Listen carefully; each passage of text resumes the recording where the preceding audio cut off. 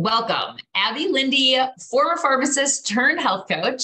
And in this series, we are going to talk to a bunch of amazing people that were once pharmacists. And there is something that I just love so much about the kind of people that become pharmacists. And there's something about pharmacy right now that it's just really tough. And there's a lot of challenges associated with it. And so what I'm seeing is a lot of my colleagues and friends are exploring side projects and passions and pivoting, and in many cases, leaving pharmacy.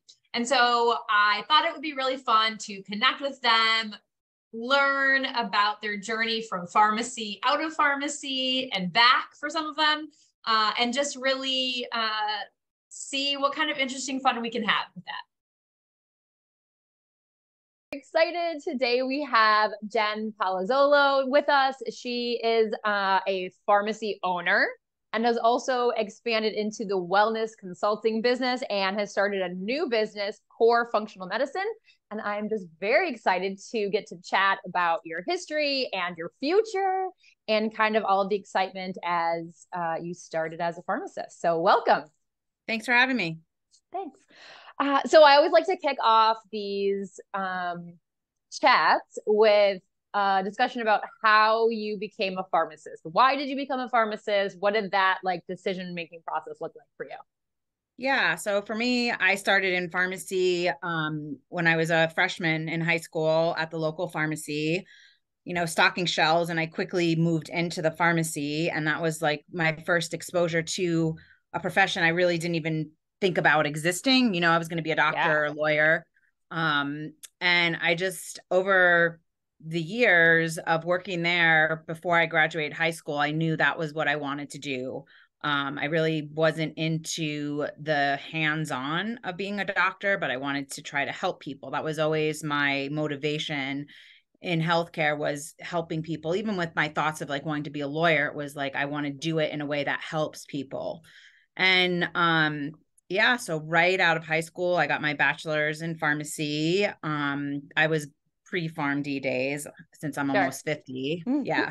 And yes. And really, I always, when I have my bio, I always say pharmacy is literally all I know. I did a 6-month stint at Express in the mall at some point, and that was it. Otherwise I have pharmacy and Express.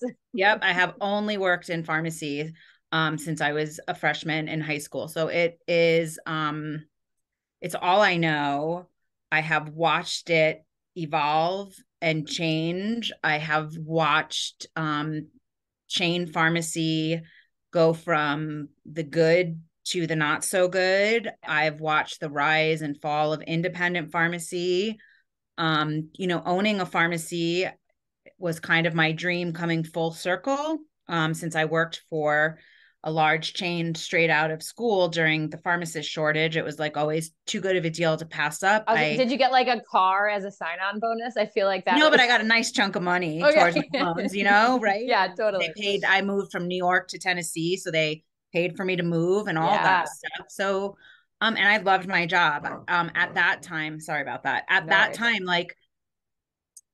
pharmacy and the finances did carry those stores. And so we were taken very good care of. We were supported with enough staff. And I really did get to take care of patients. I moved into being a manager rather quickly. And I ran my stores as well as I could so that we did know our patients. We built relationships with them and we really did take care of them.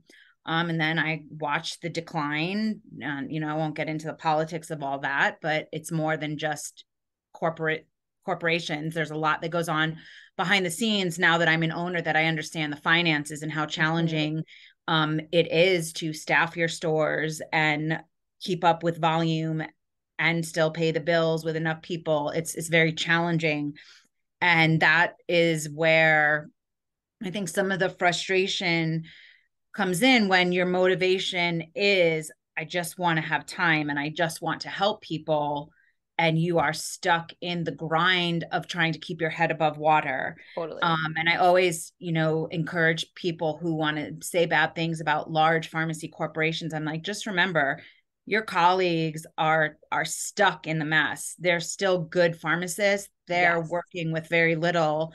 And just like some of us independent owners are, we are constantly having to think outside the box of how we still serve our patients and pay the bills. And that's for us where, we are fortunate that we are in a community that we are middle to middle upper class. And so our patients do have some disposable income, or they are on high deductible plans where they have HSA money to use.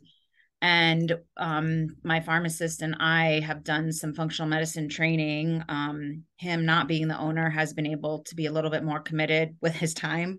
I'm a little behind the curve there, but understandably so. Yeah. So we brought that in to our business. And for us, it's just been really eye-opening about, well, we can actually serve our patients by helping them be well.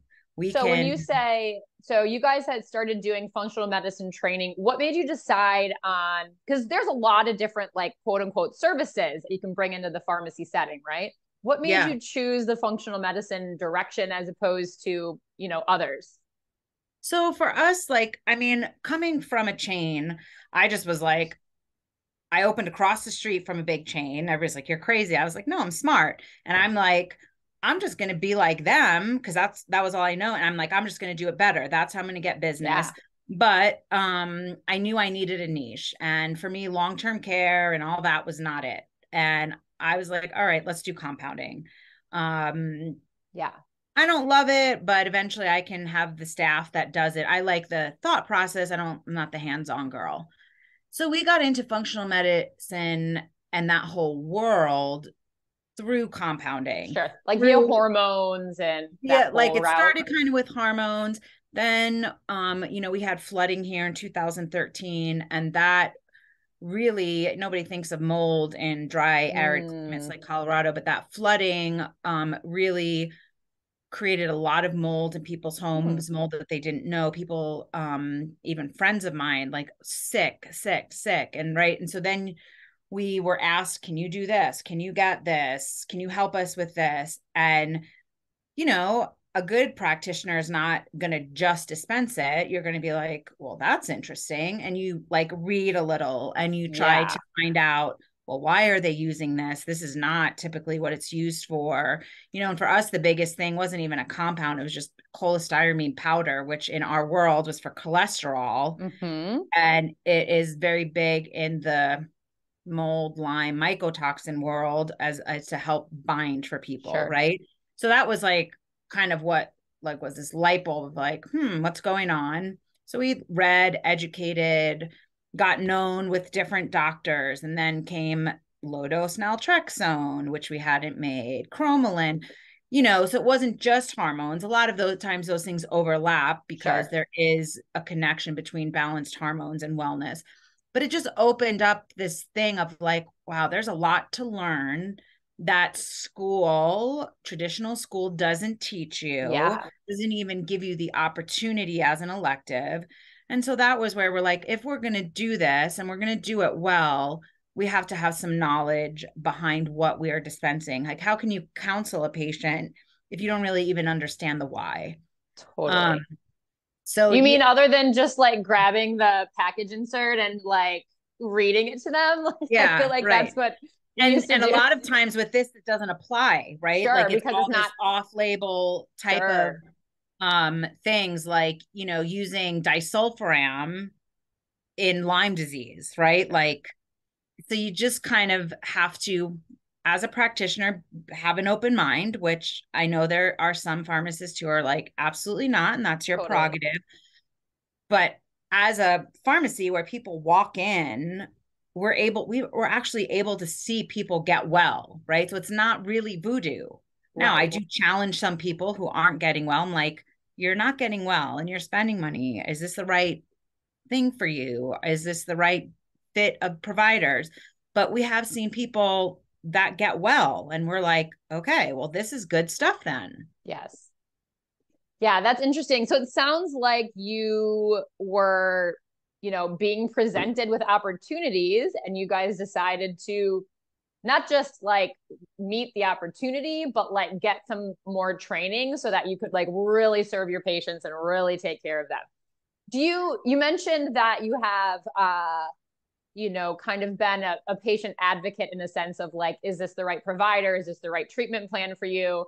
Um, is that something that has built relationship with providers?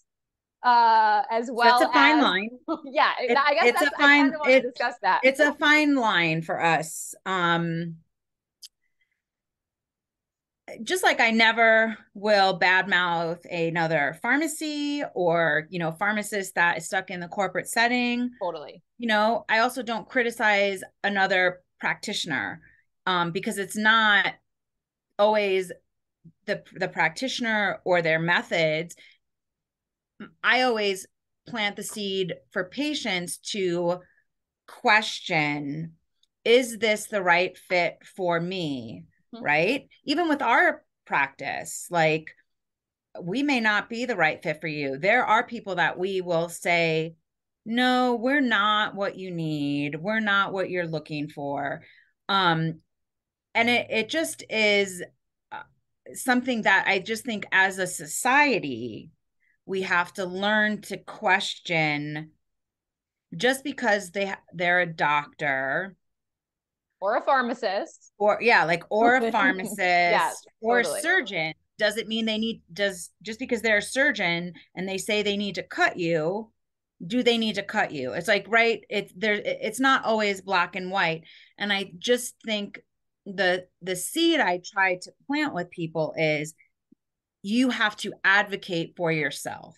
Yeah. It's not, the provider is there to serve you, help you get well, but they can only also work with what you bring to the table, Mm-hmm. how transparent and honest you are.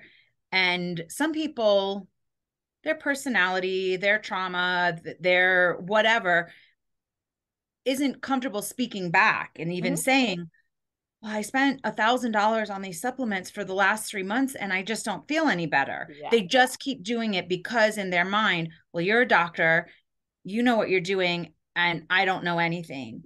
And at the end of the day, we know our bodies.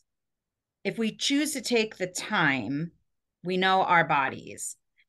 And you have to bring the ability to verbalize that to the table to get the best care with any practitioner. Absolutely. And I think that's what we've lost sight of in the rat race of healthcare, with the iPad, with most doctors having 10 minutes like in front of them, counting down. You don't even have the space to advocate. And so a lot of times with these self-pay practices, people are actually paying for the time to just open up to you. But that's what is necessary to get the full picture. And so I just encourage people to use that time when they have their visits and follow-ups to say, no, I can't swallow 12 pills a day anymore, even if it is supplements. I need help. We have to come up with a different plan. Totally. Yeah, I think that is really important. There was an era of healthcare where that was, the doctor says this is how it is, and so that is what we do. Yep. It feels like it's definitely changing. I think that's for the better, as you're saying. So you mentioned that, you mentioned your practice. So talk a little bit about what you are doing now and kind of what the future looks like for you. Yeah, I think like that we're at a different crossroads, obviously, as a pharmacy, as a compounding pharmacy, and having some consulting within the pharmacy. Right? You have to be very protective of your relationships with providers. We're never here to like poach their patients, right? So it's not even something that we actively advertise. We try to help really these people that fall into the I can't afford spot. Like, we do our services at a lower price, because there are people that either can't wait for some of the wait list, or they just can't afford getting in with some of the cash pay providers. So we just kind of thought, okay, this is not our main business, but there are people in need.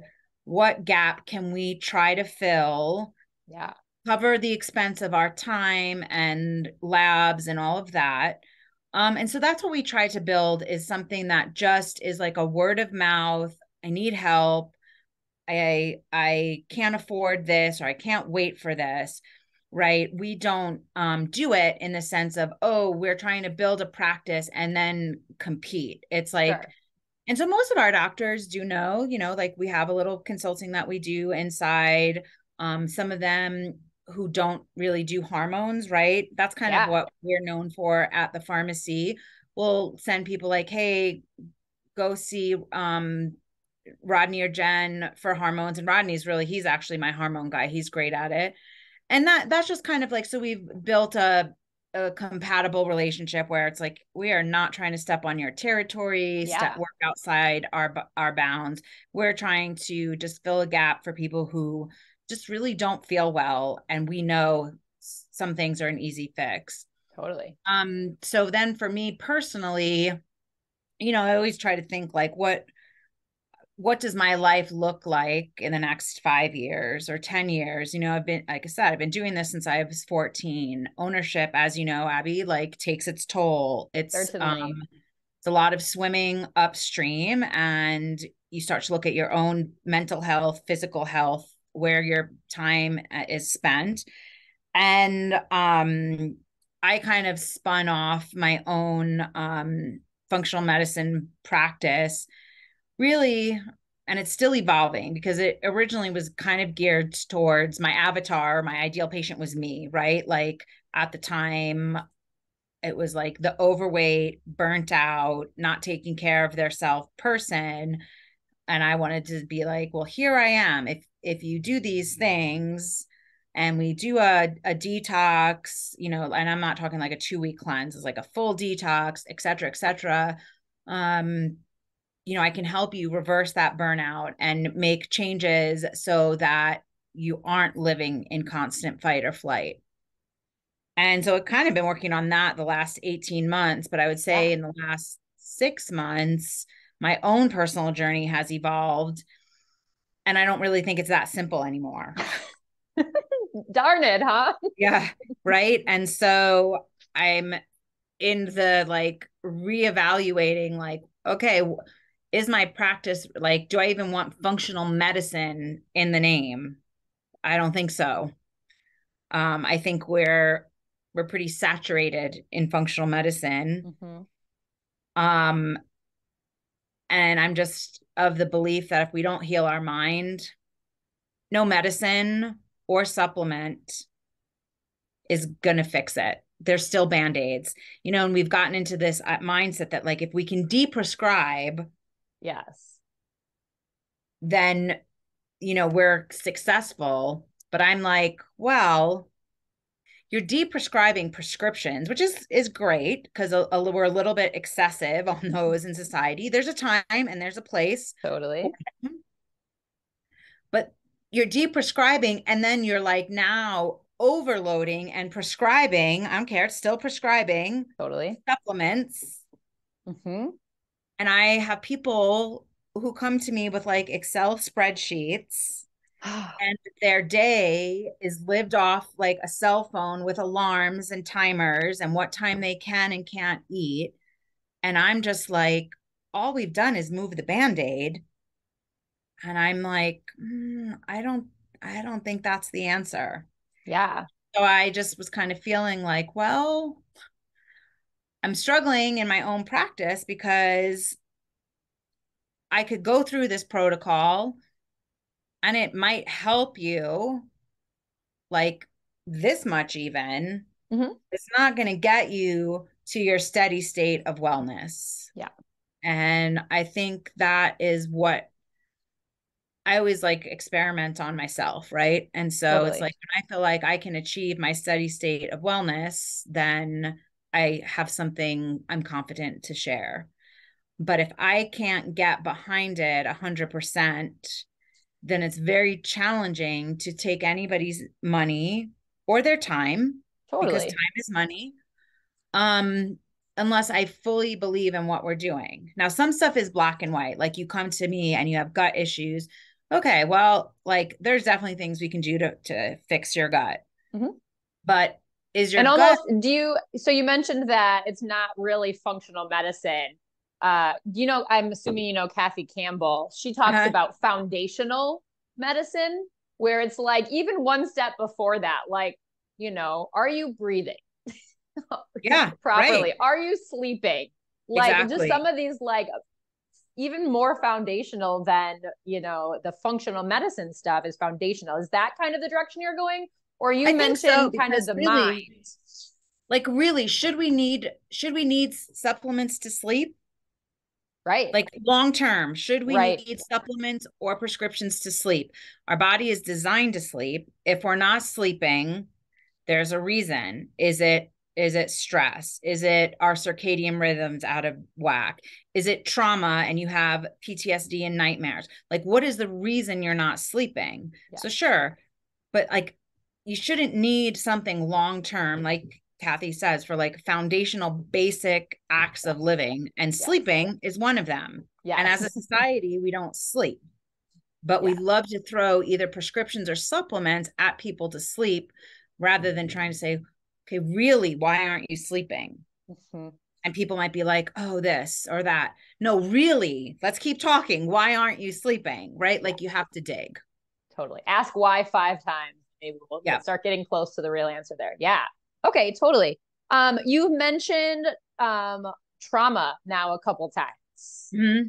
Talk to me about how that's fitting into your practice, So or for how you'd me, it's like it to. yeah. So for me, it's new, right? And it's not really in my practice because I am definitely big on, right, you do have to stay in your lane. And in the healthcare field, we see a lot of people sure jumping in lanes that Veering. they're not really equipped to be in.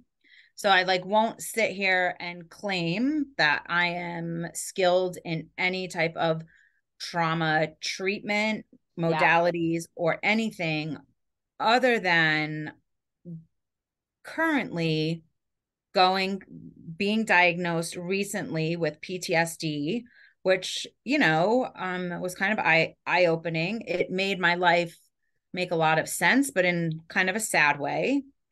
And then trying to go through treatment for that to, again, bring my body back to like baseline functioning levels on all things. Um, it has just left me to realize that, I had weight loss surgery. I've lost 160 pounds. I have changed, the schedule of my life. I work out. Right. I do all the things, but my mind still wasn't well. Right. Yeah. And I got off Cymbalta, which was like a nightmare to come off of. Mm. But that actually made me realize that I have been numb for 13 years. Right. And so that's where I'm like kind of in a pause right now of like, well, I think we're a really traumatized society. And that is not to claim that everybody has equal trauma, Mm-hmm. um, or that one person's trauma is better, worse, different, whatever. But the majority are affected by trauma on some level. And I think that I think if Kathy were sitting here, she would probably agree that healing trauma is a piece of that foundation, right? And Mm-hmm. I am just kind of becoming of the belief that if we are able to heal trauma, move through it, right? You don't ever necessarily get rid of the experience or erase the memory. Part of why we live with addiction or overworking or all of those things is to avoid the feeling. Yeah. If we can learn how to live with it, which I am quickly learning is going to take a lot of work. If it was easy, we would all be good at Right. it, right? That would likely change the narrative for a lot of people in food is, I think, one of the most overlooked addictions. Yes. Because it's accepted. Mm-hmm. And I'm pretty vocal. It's not only is it accepted, but if you don't eat the sugar and the junk food, you're weird and you're extreme if you don't eat that all the time. Yeah. And I think that it is I think we've got a long way to go, but I think the beauty, I guess, even of COVID and the uptick of social media and podcasts and really just people feeling the need to be vocal, right? To get through COVID. I think a lot of people just talked. They didn't know who they were talking to. They just talked. Yeah. Has made it more normal to share your reality rather than the fake book, as I call it, of life is perfect. Life is messy. Life is painful. Totally. Life is not perfect. And, you know, that's the narrative that we have to start having is like, keep it real rather than pushing everything down, whether it's with food, drugs, alcohol, work, sex, whatever it is. We are an addicted society because we're in pain. Yeah. Or meds, right? Numbing it all. Right. Yeah, exactly. Yeah. And so I think that is where my mindset is at as my life, you know, whenever the time comes to a fork in the road, is like, where will I spend my time and with what group of people do I want to spend my time serving? And it's not that I have anything against pharmacy or the profession or pharmacist. I'm just tired. I've been doing it. I can relate. I can relate. 30 something years. Yeah. I only made it 12 years. 12 years. So yeah. I've been saying, you know, I'm calling it, I'm taking a break from pharmacy. I'm still involved in several groups, but it's a hard business right now. A lot of hands are tied. And so to do some of the, you know, as you're learning, like the impacts of trauma and mental health and foundational health, as you're learning those things, you can't just unlearn them and go back and dispense medications. Like exactly. Once you learn it, it's like, if I can't figure out how to implement this into my practice, then I can't do that practice anymore because I can't unlearn this now. So yeah. And so for me, it meant leaving. I hope that there's, shifts and changes that allows me to kind of come back into the pharmacy world more, and bring with it a lot of these practices, but it's hard right now, as you know, as you've already said. Yeah. I mean, people, right. Change is hard. Our profession is going through its own change. So like trying to add more change to it is challenging, but I do think there are, I don't know, crusaders, for lack of a better word, that are like, it can be different and we're here for it. And doesn't mean we're trying to like shut down pharmacy or dispensing. We're just asking people to think about the big picture, the whole person, versus here's your drug, here how it works, have a nice day. Yeah. The best interventions are sometimes like simply saying to the person you're ringing up is like, how are you today? Like, actually, how are you? Yeah. And next thing you know, like they're crying that they're not okay. And you can help them by referring them somewhere or just saying, I hear you. I'm having a tough day too. It's hard right now. Yeah. But you mentioned sight of doing that. Totally. You mentioned people, essentially paying practitioners just to be heard, right? Like that. And there's evidence that actually helps the patient too, right? But pharmacists do that all day, every day. I mean, that is what we do. We know our patient's cat's name and their parents' name. And when their parents pass away, like we go to the funerals, like we know our patients. Like we are providing that service all the time. And I think if we can just, I don't know, it's not just one solution I was going to like throw out. If we can just do this one thing, like it's not just one thing, right? It's a whole systemic change probably that's needed. But yeah, okay. Let's see what else we want to talk about here. So you've been kind of having your own kind of, oh, you mentioned trauma. I wanted to dig in on one little part of trauma. You mentioned the whole concept of like, you know, not comparing traumas.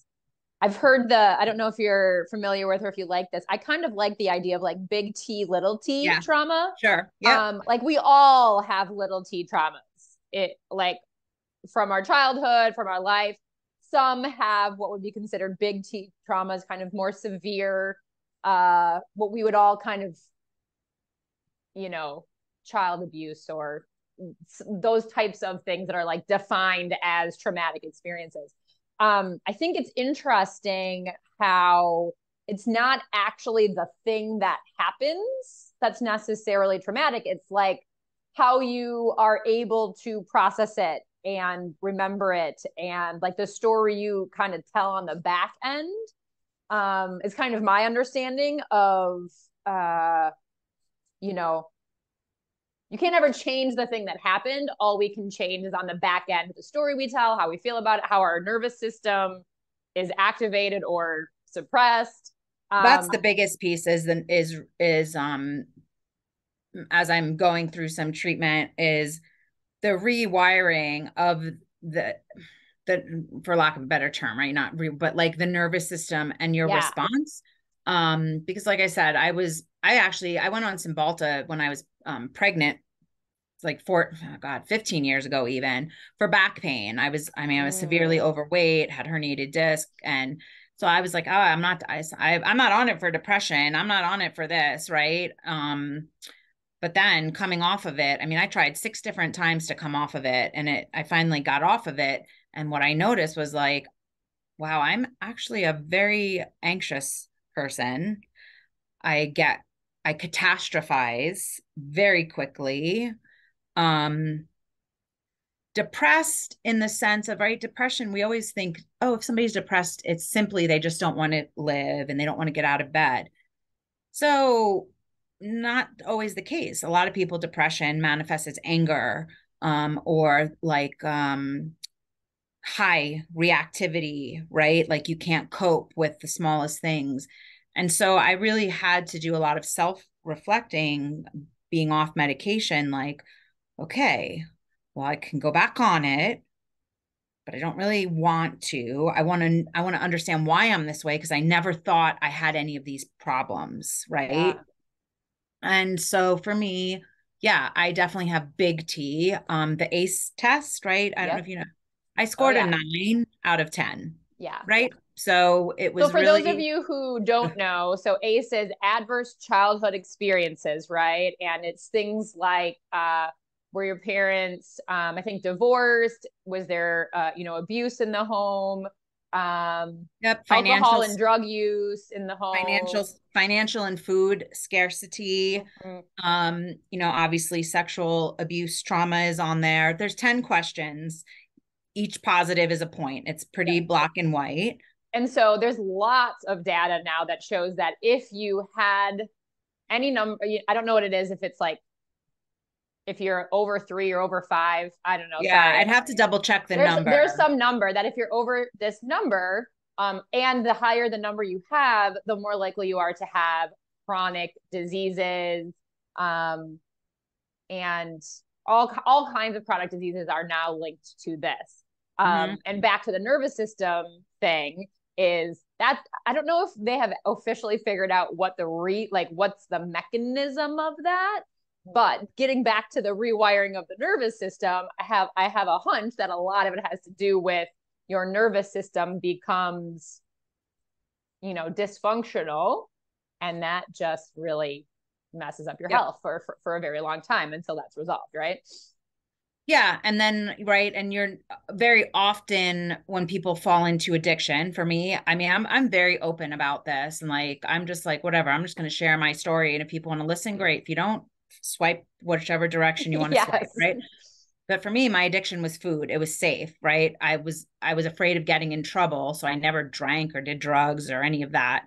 But food was like, well, maybe you'd get in trouble if you ate too many cookies, but it wasn't the same, right? And so food became my crutch to the point that like when I went in for weight loss surgery, I weighed 326 pounds at a 5'7" frame, like morbidly obese. Just there's no way around it. And I think what it is it does come back to that nervous system at whatever point that trauma happened, whether it was like one large event or the culmination of all of them, and something got to the tipping point, your nervous system can't cope. You find a coping mechanism. And for me, like I know in the weight loss world, some people do choose to avoid sugar, alcohol, all of it. For me, that's actually a trigger, right? We have to meet people where they are. It's like you've said repeatedly, it's not about willpower. It's really about like learning yourself, understanding yourself. And for me, I can't have anything off limits. So I'm learning to live in the gray, right? Because black and white and dieting is what actually helps get me obese. So for me, I'm learning to live in the gray. For some people, there might not be a gray when it comes to sugar, and that's okay. It's the beauty of learning. Nothing is one size fits all. But anyway, long story short is like it is that nervous system. And then we begin to find a coping skill, right? And for some, it's a very functioning coping skill, like working. Or some of us, multiple things, working and eating, or, behind the scenes, you're, addicted to gaming and you've, lost your family to that, whatever the case may be. Or exercising, like on the surface, it's healthy and it's, functional. And then it's, you're running 7 hours a day and it's no longer as functional anymore. Yeah. Anything can be a useful strategy and also way too much, it's on a spectrum. Yeah. And so the interesting thing too with that is then the whole thing with epigenetics, right? That could be, and I'm not an expert in it, but I'm fascinated by it, looking at my children and knowing what an anxious pregnant person I was, how much unresolved things I had. Epigenetics is fascinating.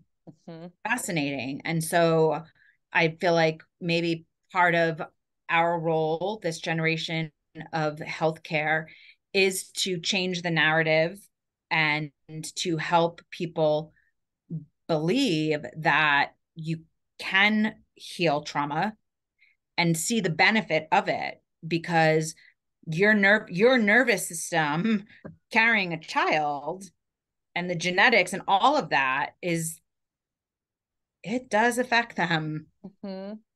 It's hard for me to talk about like epigenetics in the pregnancy setting because I was not healthy during my pregnancies.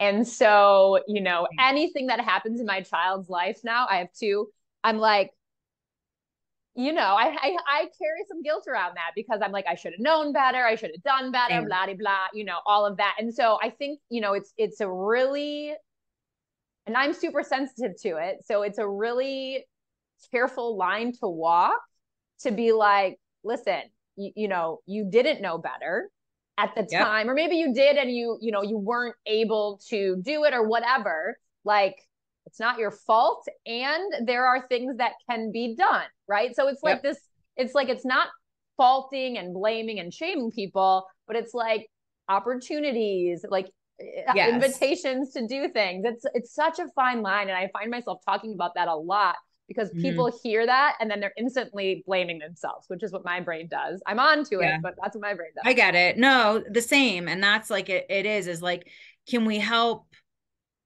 educate, open people's eyes, but also say, it's okay. You didn't know. We didn't talk about this. I know that you're younger than me, but I think even like what my generation did still was like, even probably when you were pregnant, like we weren't having these conversations even 10 years ago.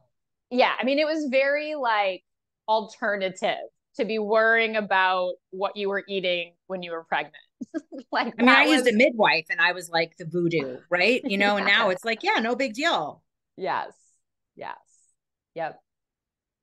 So interesting how times they are changing, I guess, huh? They are. And I think, you know, people like you and me and Kathy and plenty of other, like, we're here for it. But the way I find my tribe is like, I can very carefully sense out the people who are here for it for the right reason. Mm-hmm. And there's a lot that there's nothing wrong with abundance. There's nothing wrong with financial success.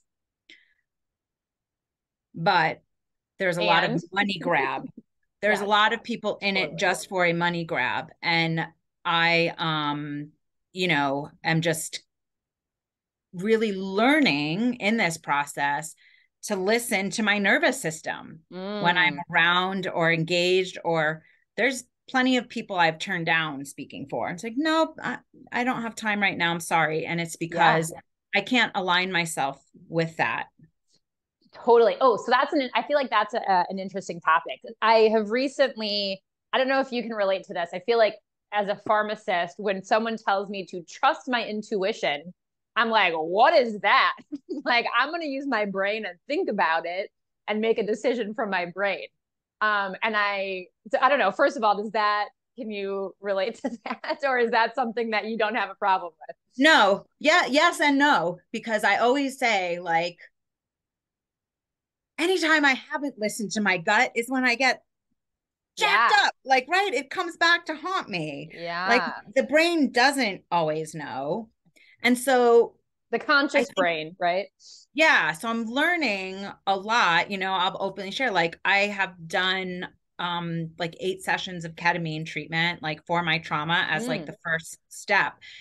And it's a very interesting experience because there is a part in that, they call it a journey when you're under, where you can actually feel the struggle between your subconscious and your conscious brain. It's really interesting.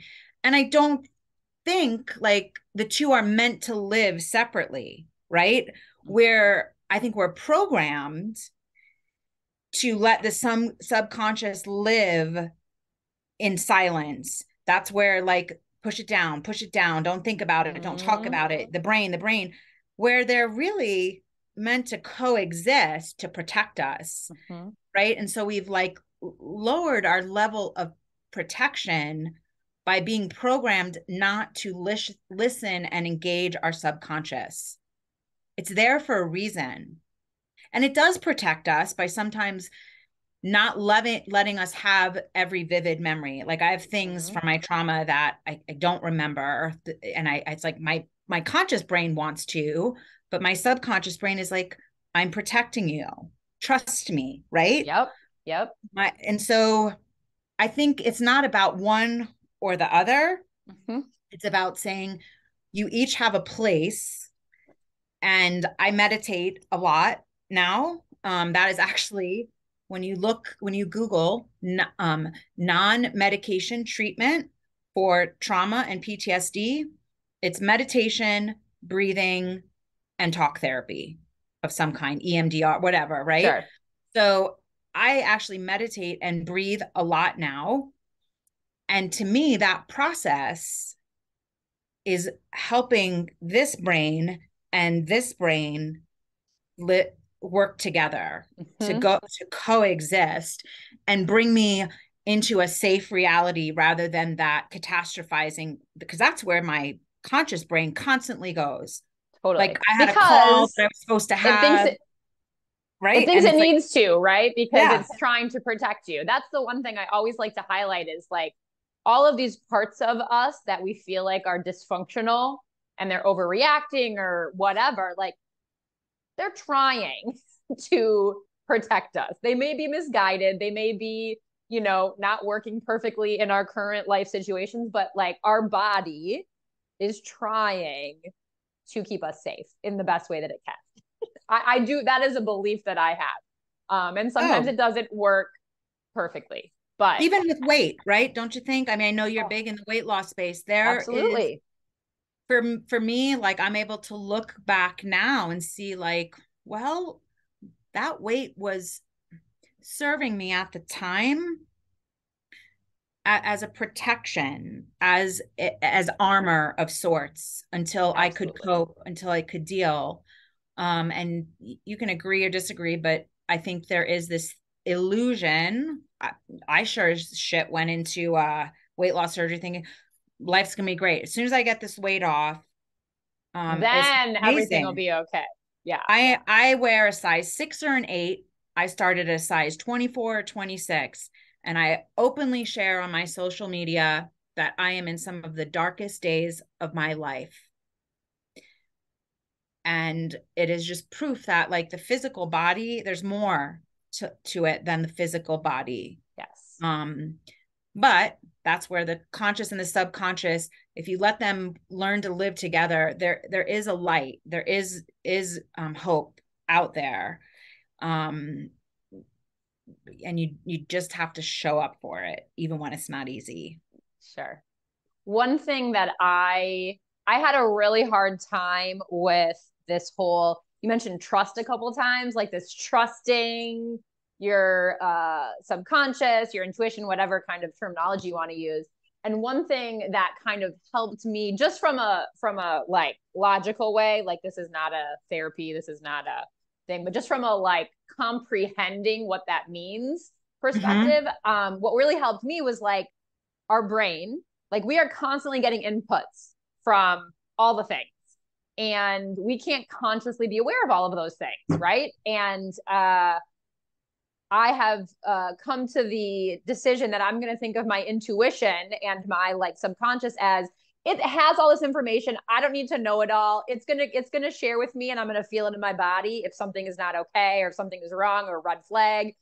And I at least need to take it as like a piece of conscious information and that will help me make decisions. Like you said, it's a balance, right? Like I don't do everything based on, well, my gut says I don't want to do that, so I'm not going to do that. But that was a way for me to like not feel woo-woo about it.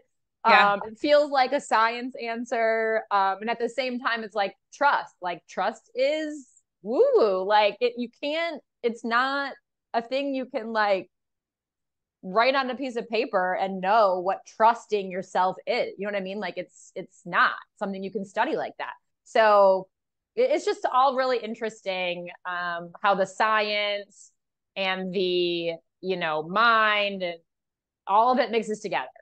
And it's complicated because we're humans and we're complicated.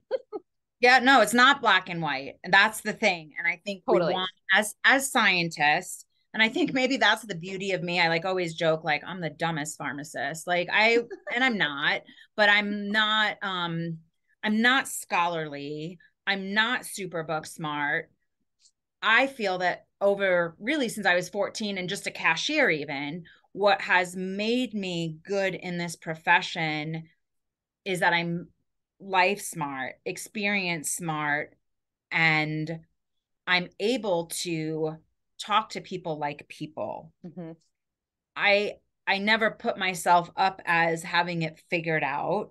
Totally. I always say like, I'm learning with you. You know what? I don't, even if it comes to a science question about a medication, I'm always like the first to be like, I have no idea, but I'm going to find out and I'll get back to you. Yeah. And like, that really should be the philosophy of all of our lives, right? Like let's figure that out. It's okay not to know. It's okay not to have it figured out. And, even if we move into the health coaching space, trauma space, weight loss space, like it's okay to say, I had a really bad week and I don't have all the answers of how to get through those weeks without sometimes falling back into those old patterns. What I do know is that I recognize them now and I write about it or I pray about it or I meditate about it, whatever your modality is. It's like normalizing that like not everything fits into a perfect box every day. Even though we would like it to. Yeah, that would be lovely. Yeah. Yeah. Sometimes you literally just sit in bed and watch Netflix because the week is so overwhelming that is the only way you can show up for yourself. You know what? Sometimes that's okay. Yeah, totally. Oh, love it. Okay. I feel like that is a great kind of place to wrap her up. Is there anything? So Is there any way, like if people want to connect with you or follow you, what's the best way to do that? So what I'll do, why don't I send you, I'll send you like my weight loss Instagram is not it's not really business related, but again, I'm not here for business. Like I'm here to share my story. So that's probably like my most vulnerable spot. I'm not like great with TikTok yet. And then I'll just send you the link to my functional medicine website because they can always like email me there. Is probably the best place since the pharmacy like may split off. So we'll just go that direction. Yeah. Okay, perfect. So we'll get all of those linked in the show notes and that'll be great. Okay. I really appreciate you talking with me, Jen. It was really great. Thanks, Abby. It's good. Yeah. All right. I'm excited for you. Like, so I'm hearing more and more owners that have just taken the leap of faith, right? Trusted their gut and sold. And I'm like kind of in talks of figuring out what's next for me because my peace of mind is just too valuable. Absolutely. That's ultimately what it came down to for me is like, this is not right for me. Just like you said, we have to advocate for ourselves. Like, this is not right for me right now. And that's okay. And I'm going to trust and I'm going to figure it out because we're smart people who can figure stuff out. And your kids are younger. Like, I just think like, gosh, I've been doing this because I wanted my kids to be proud of me and have something and this and that. And I'm like, but I didn't show up for them. Right.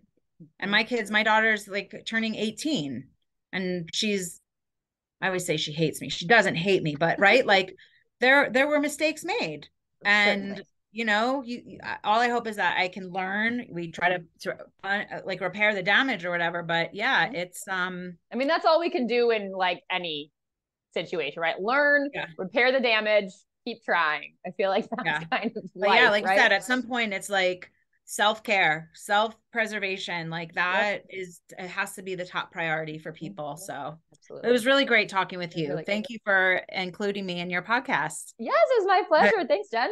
All right. In this episode with Jen, we had a really great time talking about her personal health journey and the journey of becoming a pharmacist and kind of starting to transition away from pharmacy and incorporating functional medicine and foundational medicine and trauma work into the pharmacy setting. It was so great to hear from her, and make sure you check out her Instagram and her website if what we talked about today resonated with you.